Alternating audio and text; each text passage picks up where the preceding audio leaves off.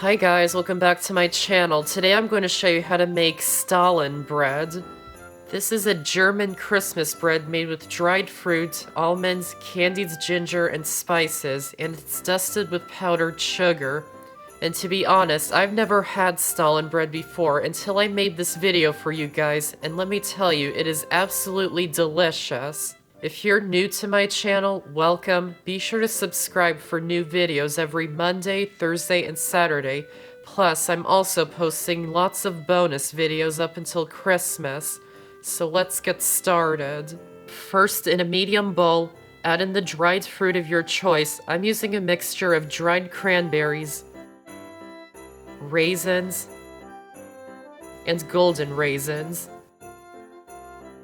Then add in the chopped candied ginger,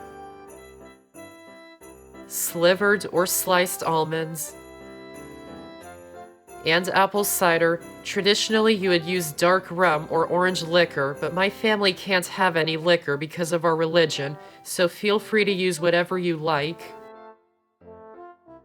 And mix them until they're combined.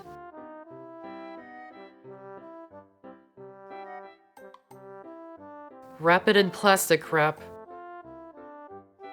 And set it aside and let the fruit soak up the liquid. Stir it occasionally so all the fruit is soaking in the liquid because all the liquid settles to the bottom.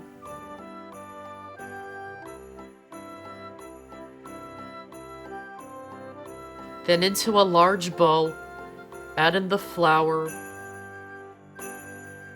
warm milk, it should be around 100 degrees, and instant dry yeast,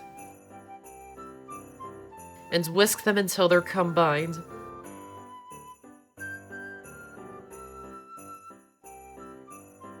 Wrap it in plastic wrap,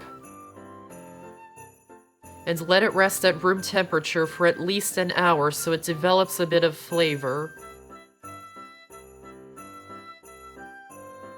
Then to make the dough, I'm choosing to use a stand mixer because it's really easy.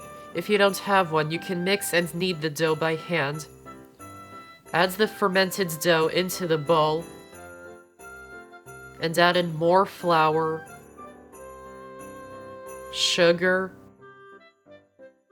salt, cinnamon, ginger, nutmeg, lemon or orange zest, egg, and melted butter. Mix the ingredients until combined.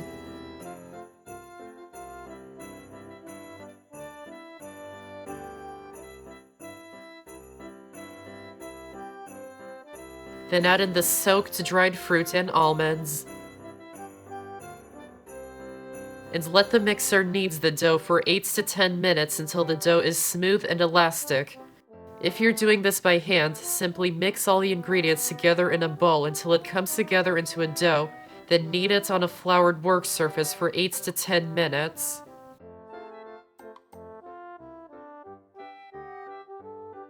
Wrap it in plastic wrap,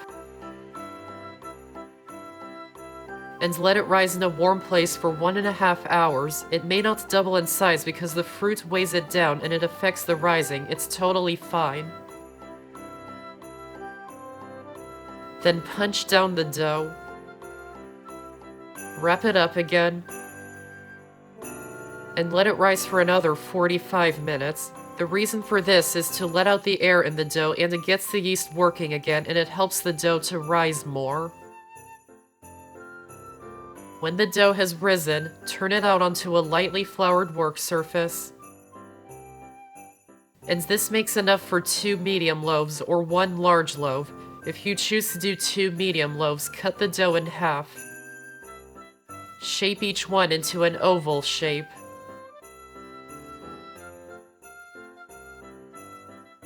Place them onto a sheet pan lined with parchment paper.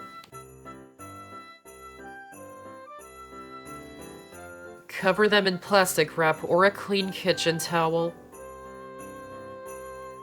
And let them rise in a warm place for an hour until they puff up.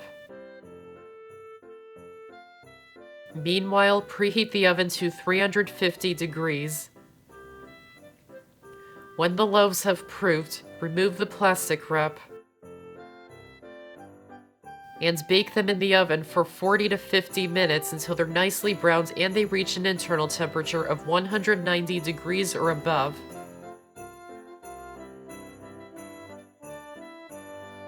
While they're baking, heat the butter up until it's melted. Then into a small bowl, add in the sugar and ginger, and mix them until they're combined. When the breads are done baking, remove them from the oven. Immediately brush all the butter on top of each one, and it will soak into the bread.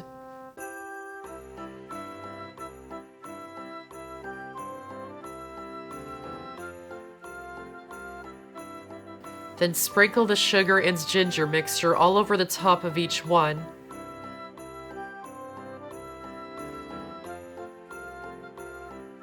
And coat the bottom of the bread too, being careful if the bread is still hot.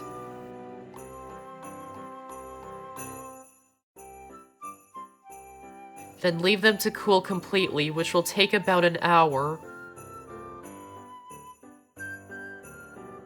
Once they're completely cooled, dust them with the powdered sugar on the top and on the bottom.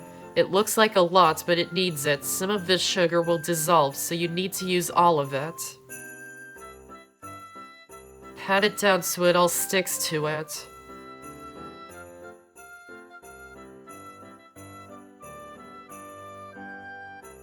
Wrap each loaf tightly in plastic wrap and let them rest at room temperature for at least a day before serving. It will be tempting to eat it immediately, but letting it rest will help develop all the flavors even more, which will make it taste the best it can. The wait is totally worth it. After letting it rest, you can remove the plastic wrap and place them onto your serving plate. And dust it with more powdered sugar. And then cut it up and serve.